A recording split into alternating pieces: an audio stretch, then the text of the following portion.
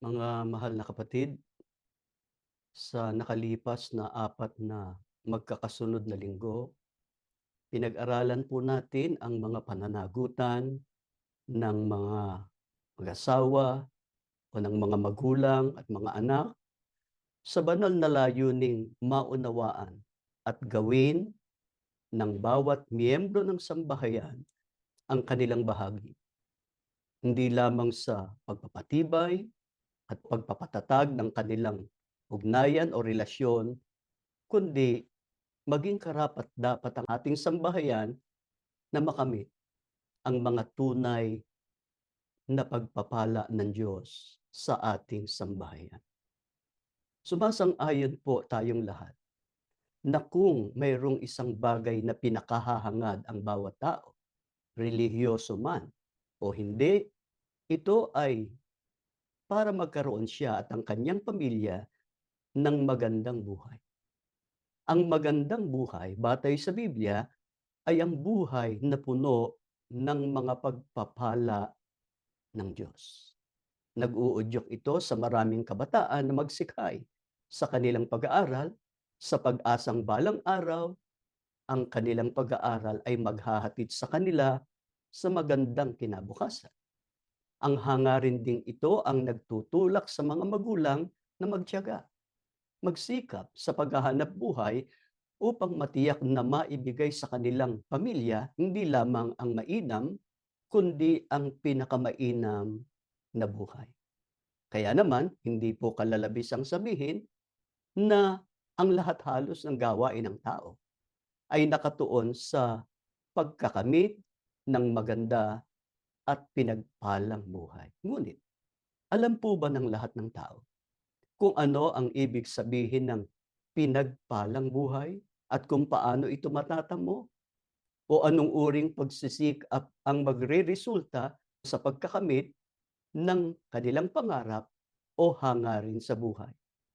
Pagka ba nagsumikap ang tao para sa buhay na ito at natamo ang maraming bagay, garantiya na ba yun ng isang buhay na walang kalungkutan o isang mabuti at puno ng saya? Upang masagot ang mga katanungang ito, alamin muna natin mula sa Biblia. Anong uring buhay po ba mayroon ang tao sa mundong ito? Pakinggan natin ang pahayag ni Haring Solomon nakasulat dito sa Ecclesiastes 5:15 hanggang 17. Kung paanong tayo'y walang dala ng sumipot dito sa daigdig, wala rin tayong madadala pagpanaw natin. Wala tayong madadalang anuman sa ating pinaghirapan. Narito pa ang isang mahirap isipin, kung ano ang ayos ng tayo'y dumating, gayon din ang ating ayos sa ating pag-alis. Nagpapakahirap tayo ngunit wala ring napapala. Bukod dito, ang buhay natin ay laging may alinlangan, puno ng balisa, hapis, karamdaman at kabiguan. Ano pong uring buhay meron ang tao sa mundong ito? Sabi ni Haring Solomon na alam natin na pinuspos ng Diyos ng karunungan, ng kayamanan at kapangyarihan kung paanong tayo'y walang dala ng sumipot dito sa daigdig. O nung tayo'y isinilang o ipinanganak, wala rin tayong madadala pagpanaw natin o pagkamatay natin. Paano kung ang tao ay nagsumikap na mabuti sa paggawa o pagtatrabaho at nagtamo ng napakaraming bagay sa mundo? Sinabi rin niya, narito pa ang isang mahirap isipin. Kung ano ang ayos ng tayo'y dumating, gayon din ang ating ayos sa ating pag-alis. Nagpapakahirap tayo, ngunit wala ring napapala. Kaya ano ang naging konklusyon ni Haring Solomon ukol sa buhay ng tao sa daigdig? Ang buhay natin ay laging may alinlangan, puno ng balisa, hapis, karamdaman at kabiguan. Hindi po ba totoo ito? Baka naman kaya nagkakaganito ang buhay ng iba ay dahil hindi totoong nagsusumikap o hindi ginagawa ang buo nilang makakaya. Mga kapatid, garantiya ba na pagka nagsumikap ang tao sa paghahanap buhay at natamo ang maraming bagay dito sa mundo, ay hindi na siya magdaranas ng kahapisan o ng kapanglawan? Pakinggan niyo ang pahayag din ng Haring Solomon na kasulat sa Ecclesiastes 2:22-23.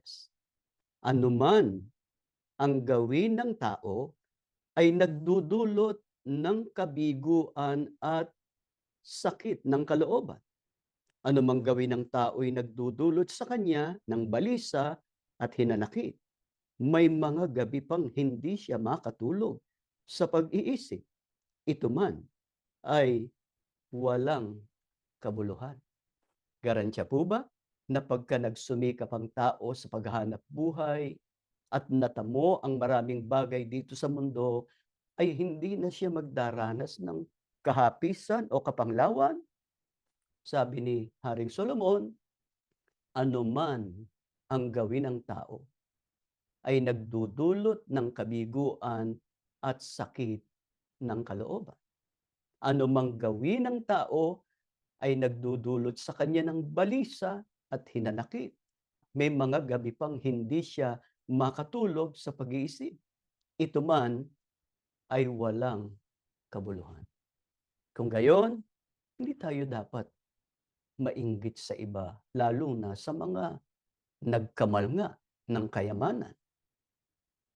Dahil sa kasakiman at katiwalian, sa kadahilan ng kahit sa gabi, ang kanilang mga pag-iisip ay hindi nagpapahinga.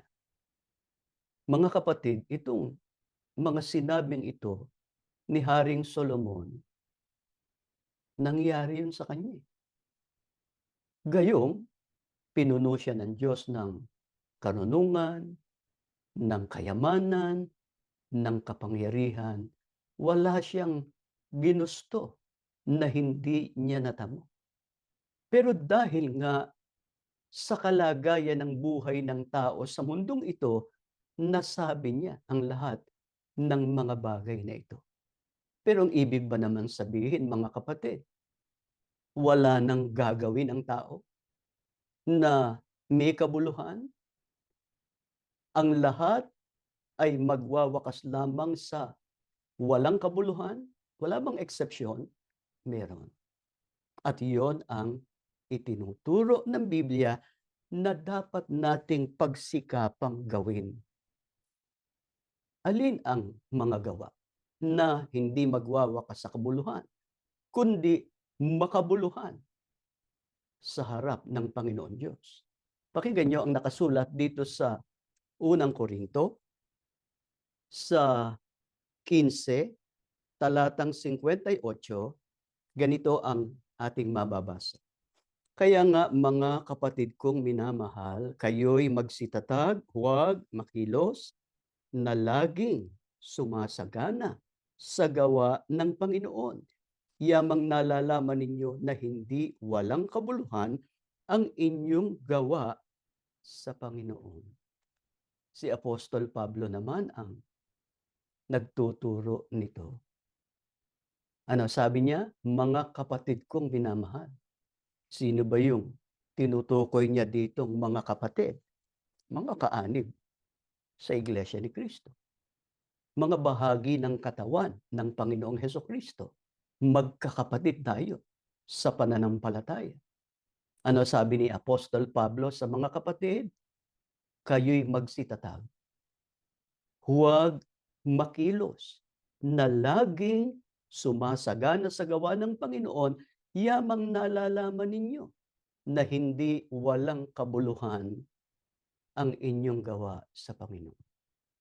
Kaya mga mahal na kapatid, kung tayo man ay nagsisikap sa buhay na ito, yung mga magulang, nagsisikap na magtrabaho, magpagal, para matustusan ang pangangailangan ng sambahayan, mabigyan ng magandang kapalaran ng mga anak, yung mga anak nagsisikay sa pag-aaral, walang masama do'n. Ipagpatuloy natin 'yon. Subalit, merong lalong mahalaga na dapat nating ginagawa at pinagtatalagahan. Alin 'yon? Yung mga gawa para sa Panginoon. Ano ang inaasahan ng Diyos? Sumagana tayo sa mga gawa ng Panginoon dahil hindi walang kabuluhan ang mga gawa sa Panginoon. Bakit po ang pagsagana sa mga gawa para sa Panginoon ay hindi kailanman mawawalan ng kabuluhan? Dinggin ninyo nakasulat dito sa Hebreo sa 6:10 hanggang 12. Ganito sinasabi, sapagkat ang Diyos ay hindi liko upang limutin ang inyong gawa at ang pag-ibig na inyong ipinakita sa kanyang pangalan sa inyong paglilingkod sa mga banal at hanggang ngayon nagsisipaglingkod kayo. At ninanasa namin na ang bawat isa sa inyo ay magpakita ng gayong ding sikap sa ikalulubos ng pag-asa hanggang sa katapusan, na huwag kayong mga tamad, kundi mga tagatulad kayo sa mga na sa pamamagitan ng pananampalataya at ng pagtitiis ay nagsisipagmana ng mga pangako. Bakit po ang pagsagana sa mga gawa para sa Panginoon ay hindi kailanman mawawala ng kabuluhan? Ang sabi ng Biblia, sapagkat ang Diyos ay hindi liko upang limutin ang inyong gawa at ang inyong pag-ibig na inyong ipinakita sa kanyang pangalan, sa inyong paglilingkod sa mga banal at hanggang ngayon nagsisipaglingkod kayo. Mga kapatid, kahit na ang mabubuting bagay na nagawa natin ay madalas na hindi pinahahalagahan ng ating kapwa, sa halip ay madali nilang nakakalimutan, ngunit hindi gayon sa Diyos. Bakit po? Dahil naaalala ng Diyos ang lahat ng ating mga gawa at pag-ibig na ipinakita sa kanyang pangalan. Ang mga gawa na ginawa natin para sa kapakanan ng mga banal na ang tinutukoy ay ang iglesia, kaya naman ang ating mga naging sakripisyo sa nakaraang panahon nung hindi pa tayo itinitiwalag ng kasalukuyang mga tagapanguna sa iglesia. At ang mga ginagawa natin ngayon, lalo pat ipinagtatanggol natin ang iglesia at ang mga aral nito, hindi kailanman magiging walang kabuluhan. Naaalala ng Diyos ang lahat ng mabubuting gawa na ginawa natin alang-alang sa Kanya at alang-alang sa iglesia. Hanggang kailan tayo dapat manatiling masigasig sa paggawa at sa pagsagana sa mga gawain ng Panginoon?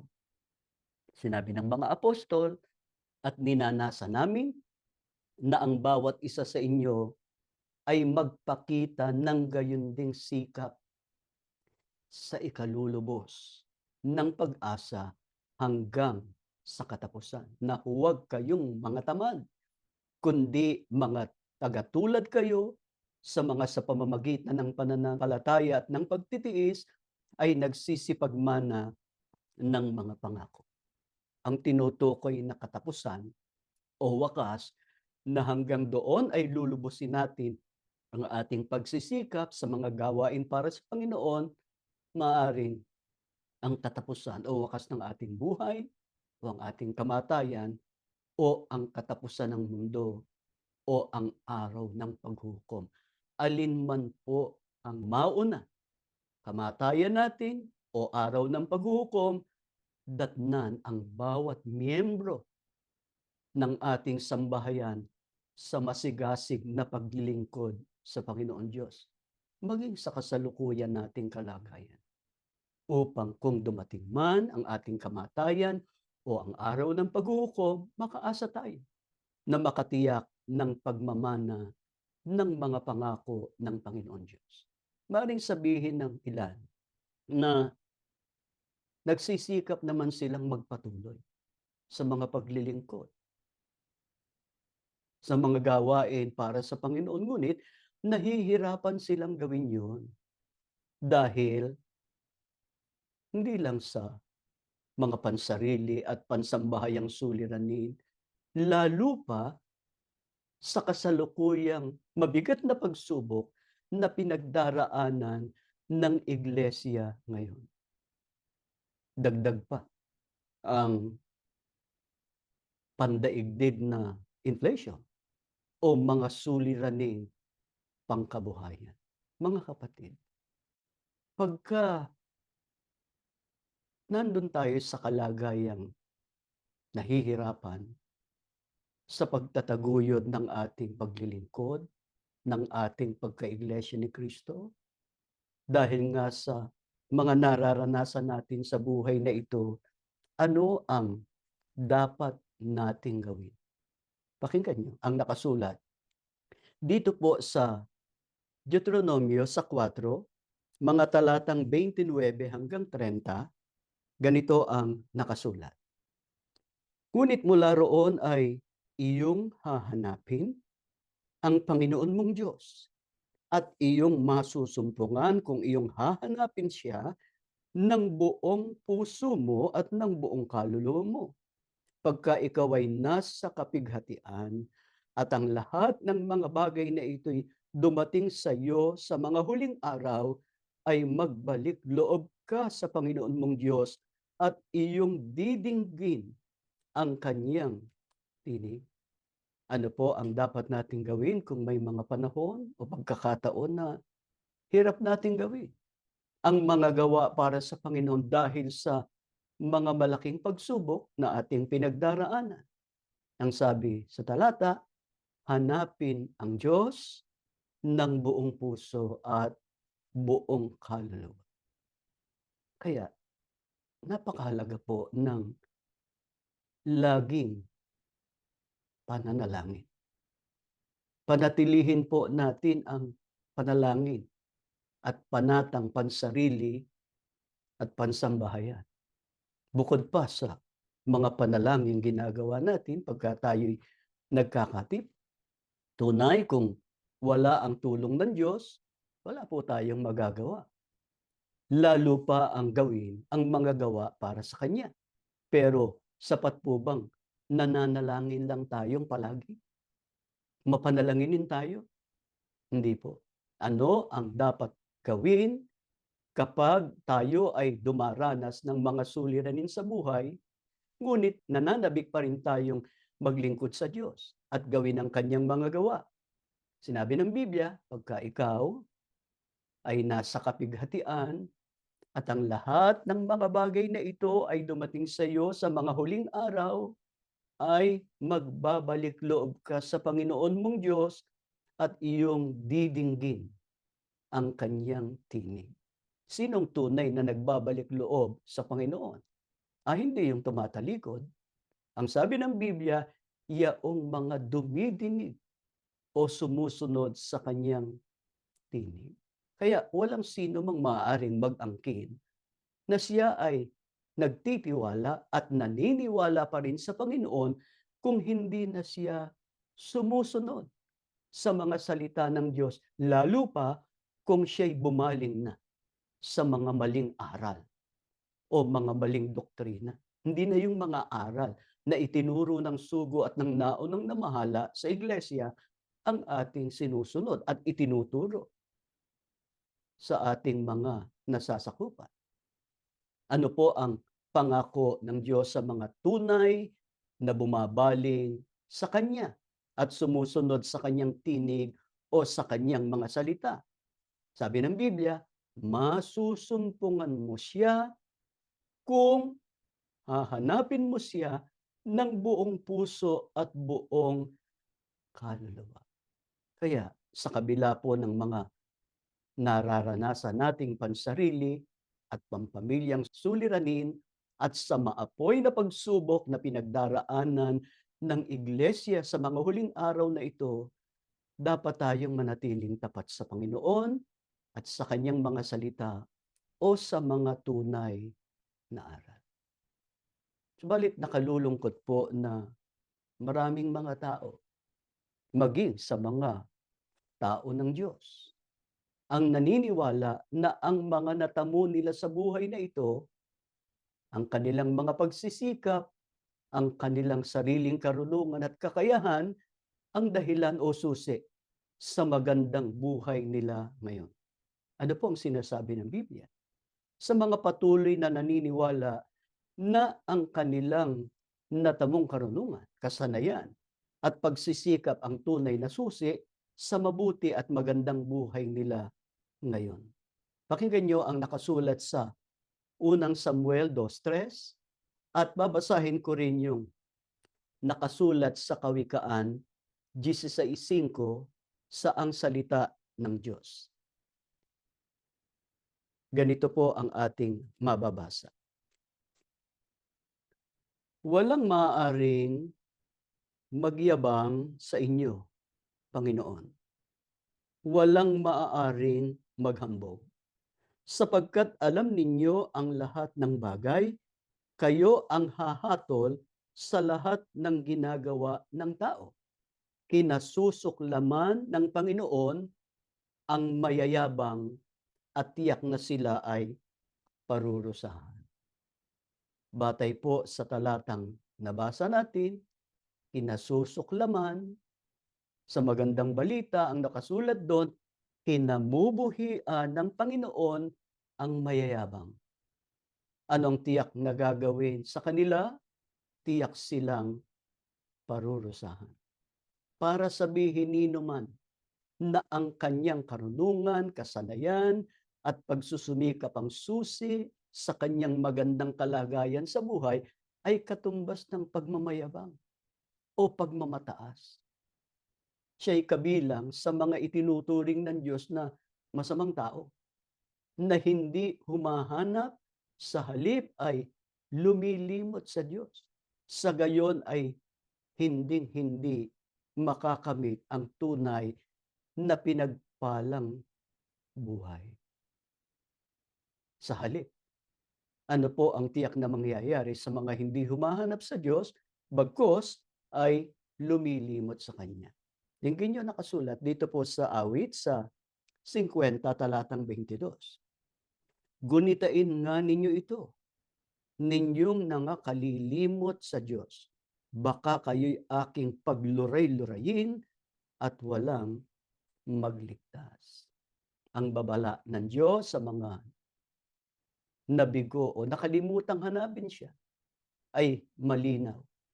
Baka kayo ay aking pagluray-lurayin at walang magligtas. Katumbas yun ng tiyak na parurusahan ng Diyos. Kahit pa naging maganda ang buhay, natamo ang maraming bagay sa mundo, naging mayaman, naging makapangyarihan, pero nakalimutan ng Diyos sa kanyang buhay. Hindi naalala ang Diyos. Hindi ang Diyos ang hinahanap. Meron ngang mga tao ay tahasang hindi kumikilala sa Diyos. Hindi naniniwalang may Diyos. Pero nagsisikap sa buhay na ito. Maaaring natatamo yung mga magagandang bagay sa mundo. Naging makapangyarihan. Pero malayo sa tunay na pagpapalang mula sa Diyos. Ang naghihintay sa kanila, kapahamakan. Lulurayin sila ng Diyos at walang sino mang magliligtas. Gayunpaman ang masasama o yaong mga nakatuon lamang ang kanilang puso't isip sa mga bagay ukol lamang sa buhay na ito ay naniniwala at nagmamalaki pa na nagsasabing mas mabuti ang kanilang kalagayan kaysa mga humahanap sa Diyos, sa mga gumagawa ng mga bagay ukol sa Diyos dahil tinatamasa nila ang bunga ng kanilang mga gawa kahit pa masasama. Hindi po nakikita ng mga taong ito ang malaking pagkakaiba ng matuwid at ng nabubuhay sa kasamaan. Magkaiba po yun. Sabihin pang parehong nagtatamo ng mga bagay sa mundong ito dahil nagsikap. Pero hindi nangangahulugan sa paningin ng Diyos, pareho na lang. Yung nagpapakatuwid, yung gumagawa ng mga bagay ukol sa Diyos, at yung nagpapakasama, yung lumalabag, yung lumilimot sa ating Panginoon Diyos. Ano po bang malaking pagkakaiba ng mga matuwid sa mga masasama sa paningin ng Panginoon Diyos? Dinggin niyo nakasulat dito po sa unang Samuel sa 2 talatang 9. Papatnubayan ninyo ang tapat sa inyo, ngunit ang masasama ay isasadlak sa hirap. Walang maaaring magtagumpay sa sariling lakas. 'Pag binasa po natin 'yan sa ang salita ng Diyos, iniingatan niya ang tapat niyang mga lingkod, ngunit lilipulin niya ang masasama. Walang sino mang magtatagumpay sa pamamagitan ng sarili niyang kalakasan. May malaki pong pagkakaiba sa pagitan ng mga tapat o matuwid sa paningin ng Diyos o sa mga nagsasakripisyo sa paggawa ng mga gawa ng Panginoon at ng masasama o ng mga gumagawa lamang para sa buhay na ito. Gaya ng nabasa natin, papatnubayan ng Diyos o iingatan ng Diyos ang kanyang mga tapat o ang matuwid na mga lingkod niya. Babantayan ang kanilang mga paa, habang ang masasama ay isasadlak sa hirap o lilipulin. Kaya mga mahal na kapatid, dapat nating patibayin ang isa't isa, lalo na ang mga miyembro ng ating pamilya. Mga amang nakikinig ngayon, mga ina, nananagot tayo sa harap ng Diyos na ang mga anak natin, pati na yung mga anak ng ating mga anak, ay mapatatag natin sa gitna ng malaking pagsubok na pinagdaraanan natin sa buhay na ito, maging sa malaking pagsubok na pinagdaraanan ng iglesia ngayon. Bukod dito ay hindi tayo dapat masiraan ng loob, ni mainggit sa masasama o sa mga nagpapagalamang para sa buhay na ito, dahil ang kanilang tagumpay, kahit tumatagal pa ng maraming taon, ay pansamantala pa rin. Hindi maaaring magkamali ang Biblia sa unang bahaging binasa natin kung paanong tayo ay walang dala ng sumipot dito sa daigdig o nang tayo isinilang, wala rin tayong madadala pagpanaw natin o pagkamatay natin. Kaya ang lahat ay nagtatapos sa walang kabuluhan. Sa kabilang dako, ang higit na dapat nating tandaan ay ang pangako ng Diyos na babantayan at iingatan niya tayo kung mananatili tayong matuwid at patuloy nating hahanapin siya at susundin ang kanyang tinig o ang kanyang mga salita. Maaaring nawala ang pag-ibig ng mga kapatid sa iglesia, sa atin, ang pag-ibig ng mga kamag-anak natin o ng sarili pa nating pamilya nang tayo'y itiwalag ng di makatarungan. Gayunpaman, hindi po nawawala ang karapatan natin bilang mga lingkod ng Diyos o bilang mga tunay na kaanib sa Iglesia ni Cristo. Kaya nga, nagsikap tayo na magsagawa ng ganitong pagsamba. Itinulot naman ng Diyos. Magkakalayo man tayo at hindi man magkakilala ang marami sa atin.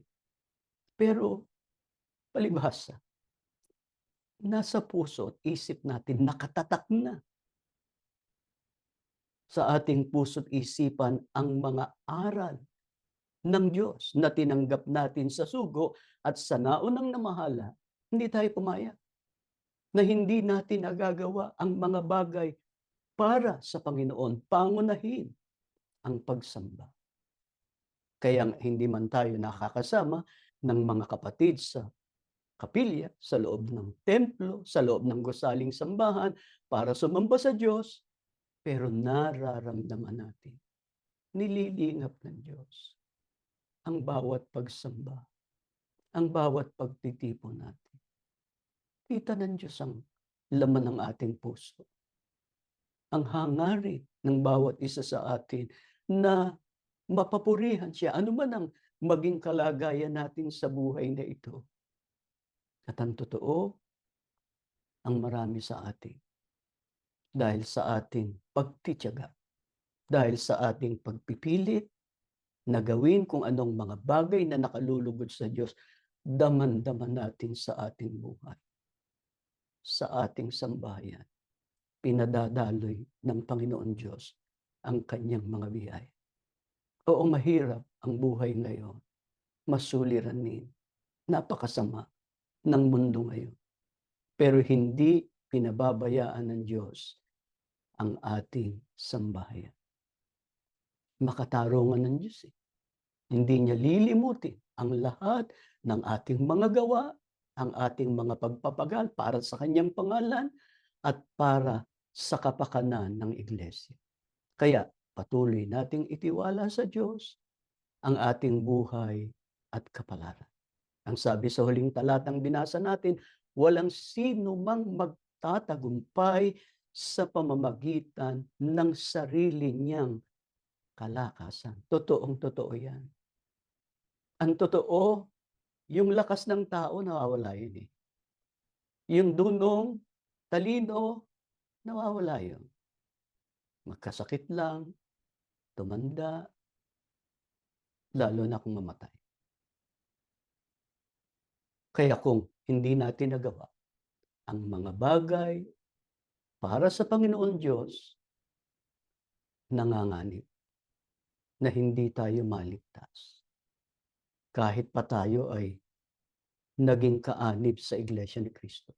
Kaya para wag mawala ng kabuluhan, ang pagkakatawag sa atin ng Diyos sa Iglesia, ang pagbibigay sa atin ng Diyos ng karapatan upang maglingkod sa Kanya, mga kapatid, italaga natin ang ating sarili ngayon hanggang sa wakas ng ating buhay o hanggang sa pagparito ng Panginoong Kristo sa pagsagana sa gawa para sa Panginoon. Ipagpauna natin ang mga bagay na ukol sa Panginoon Diyos. Kaya bago tayo magtapos, bago tayo maghiwa-hiwalay, sa inyong kinaroroonan ng dako,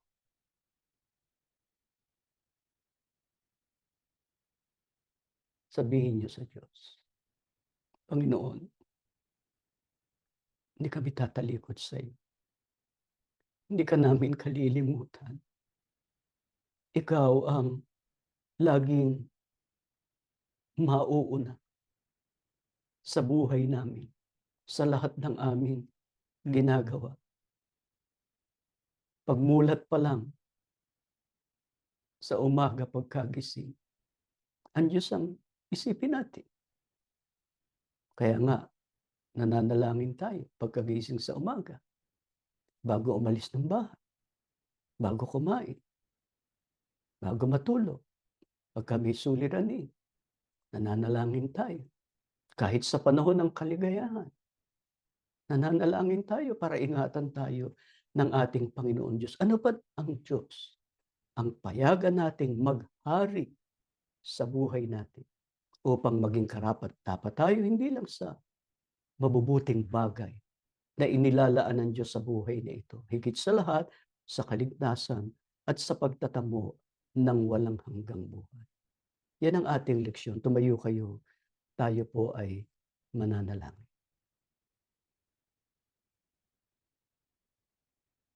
Ama naming Diyos,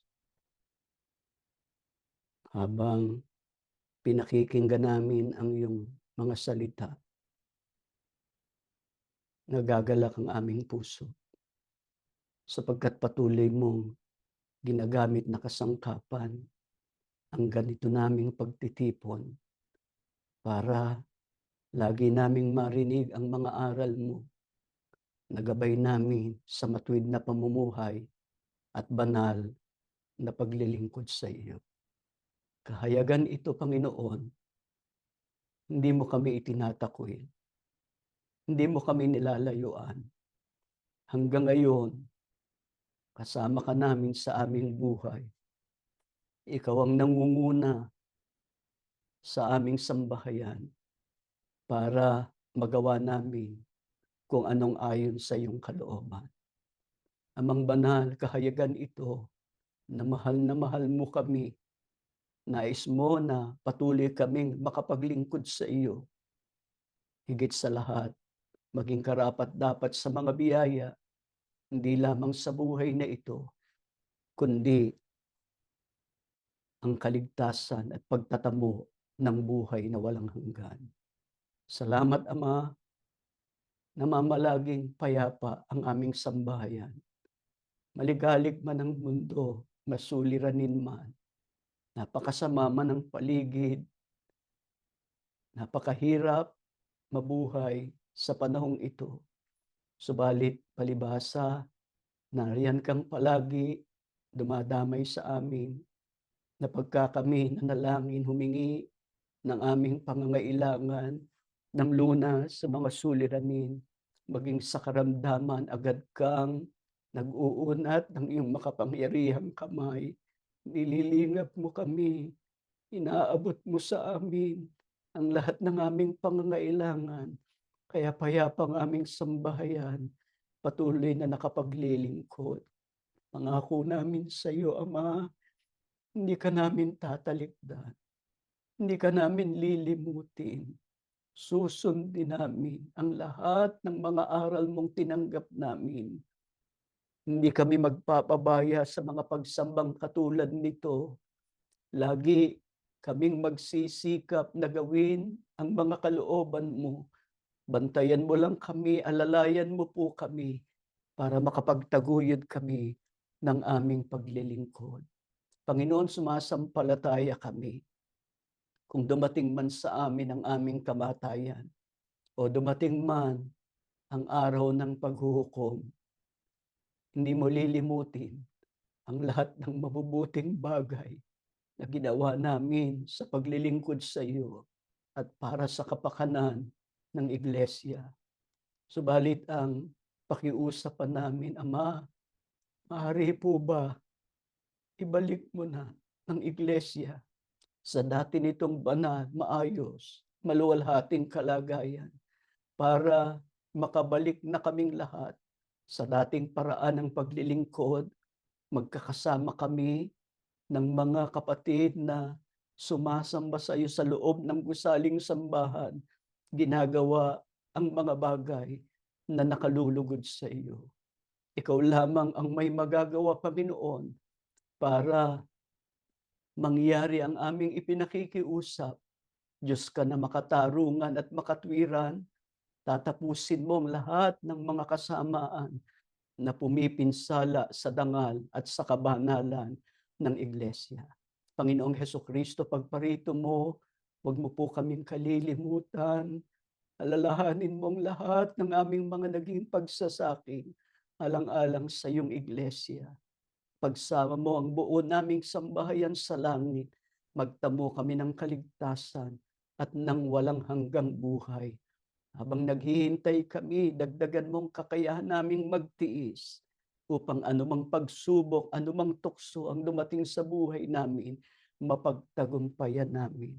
Ama, tumitiwala kami, tinanggap mo ang aming pagsamba, pinagpala mo kaming lahat, nilunasan mo rin ang aming mga suliranin, at nagpagaling ka sa mga may karamdaman. Lahat panalangin namin sa pangalan ng Panginoong Hesukristo na aming tagapagligtas. Amen.